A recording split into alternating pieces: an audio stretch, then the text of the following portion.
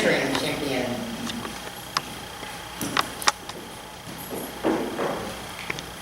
When I was 7, I had a hero, and his name was Phil.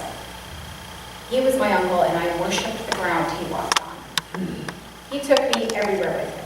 Took me to the park, taught me how to tie my shoes, taught me how to count to 10 in Spanish, and was the first person to show me that my name was spelled the same, forwards and backwards. When I was with Phil, I felt like I mattered. When I was with Phil, I felt like I belonged. When I was with him, I knew that he believed in me, and I knew that he supported me.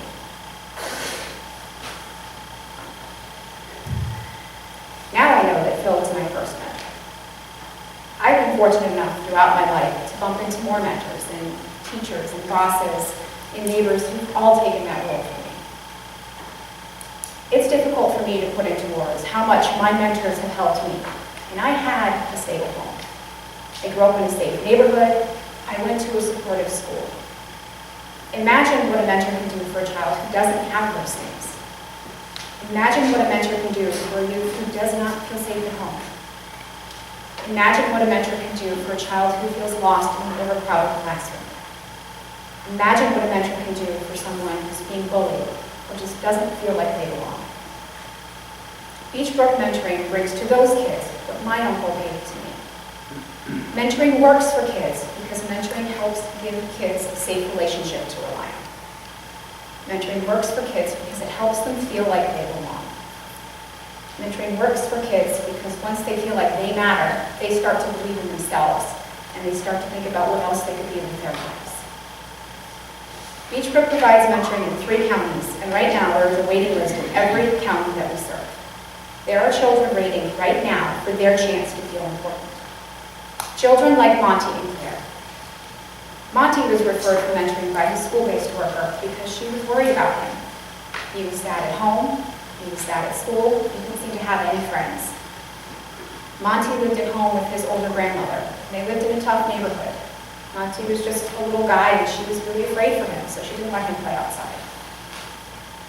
Monty met his mentor, and his mentor started taking him to the park and playing basketball with him. He taught Monty how to introduce himself to other kids. He started playing basketball with those other kids. And Monty's mentor noticed that Monty had some real leadership potential. Today, Monty's a different kid. He's doing better at school, he's happy at home, he's made friends, and he's starting to take pride in his appearance. And then there's Claire. Claire was referred by her worker after moving in with her father for the very first time. Claire had been abused in her previous home, so she didn't trust anybody, pushed everybody away. This caused a lot of conflict in the home. Claire's mentor started taking her out and taught her that she could control her behaviors. Claire learned with her mentor that she could set goals and achieve them.